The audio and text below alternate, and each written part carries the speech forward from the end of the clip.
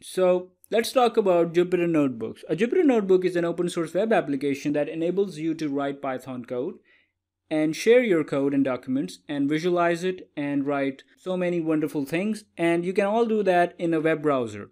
So it enables you, it supports about more than 40 languages. You can write code in R, Scala, Julia, Python, and you can share the code. You can write live code and you can perform a lot of operations. You can write tutorials. You can do many wonderful things with it. You can actually document the code as long as you go. So imagine that you have an interface which you can use to write a tutorial which consists a lot of explanation, and in the next block you have a code which you can execute at the same place. So it's basically used for prototyping and making demos. It's a wonderful choice for that.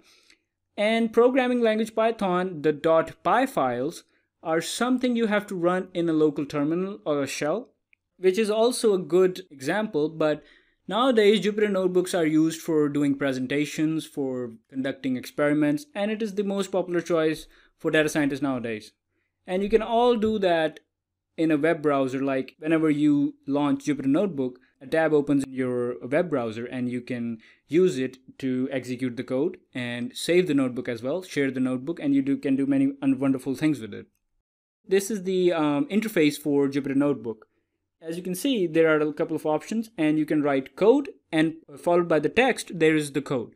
So let's imagine that you want to perform a task and you are writing a demo or doing some experimentation. And for that experimentation, you need to explain the code as well. So what you do is you write some lines of text in one cell block, and in the next cell block, you write code for it. And in the same sequence, whenever you're running the presentation or showing your code to someone else, it becomes a lot easier to explain it with the text alongside with the code. It's quite readable and it's quite visually aesthetic. So that's why maybe people prefer it a lot. So a Jupyter Notebook consists of cell blocks. Each cell block can be used to write either text or code. So the question is, why do most people prefer Jupyter?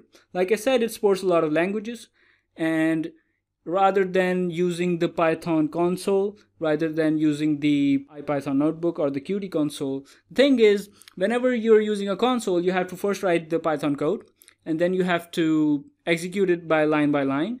And first you have to write the code and then execute it. You can't do it simultaneously. So there is some, you can say, the flow breaks. Whenever you're writing a code, your flow actually breaks when you're not using Jupyter Notebook. So that is one of the reasons for that. It supports a lot of programming languages as well. And so that's why it is the most popular choice.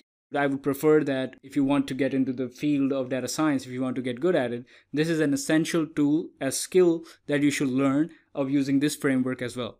Jupyter Notebook is like storytelling. Like I said before, whenever you are writing and experimenting or write a particular example or doing some experiments or showing off your code, it's like storytelling. It's like writing a tutorial. If you want to explain someone, rather than just giving them whole bunch of code of Python, they have to go through it and go through the comment section and read it, which is highly not really readable and it's not really visually aesthetic. You just give them the notebook, and it's like you are telling them the story of your work in the best way you can.